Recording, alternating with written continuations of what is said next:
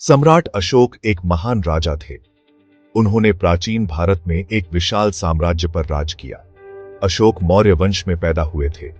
छोटी उम्र से ही वे अपनी बुद्धिमत्ता और साहस के लिए जाने जाते थे। अपने पिता की मृत्यु के बाद वे जल्दी ही सत्ता में आ गए, सम्राट बन गए। अशोक एक कुशल योद्धा थे। उन्होंने कई विजयों के माध्यम से अपने साम्राज्य का विस्तार किया। शुरुआत में उन्होंने किसी भी अन्य शक्तिशाली राजा की तरह शासन किया। वे शक्ति और विजय में विश्वास करते थे।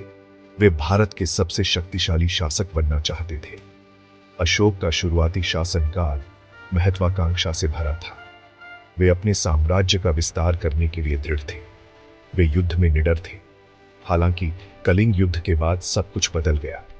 यह युद्ध अशोक को हमेशा के लिए बदल देगा।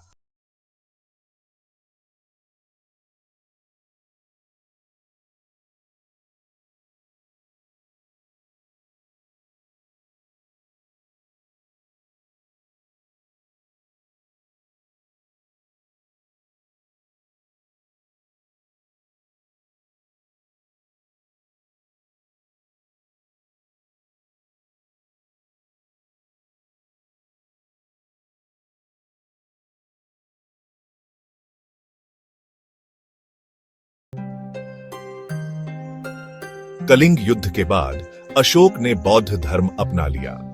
इस शांतिपूर्ण धर्म ने उन्हें सांत्वना दी। उन्होंने अहिंसा, करुणा और सहिष्णुता के सिद्धांतों को अपनाया।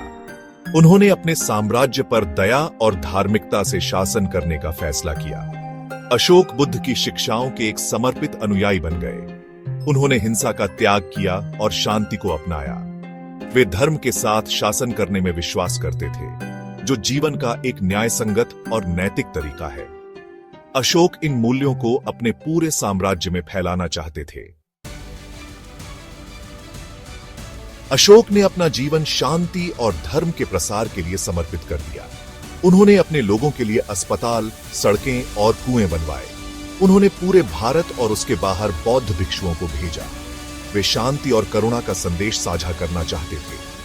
अशोक का शासनकाल शांति और समृद्धि से भरा था। उन्हें उनके शिलालेखों और स्तंभों के लिए याद किया जाता है। इन शिलालेखों ने धर्म के उनके संदेश को दूर दूर तक फैलाया। आज भी अशोक को एक महान और दयालु नेता के रूप में सराहा जाता है। उनकी विरासत दुनिया भर के लोगों को प्रेरित करती रहती है।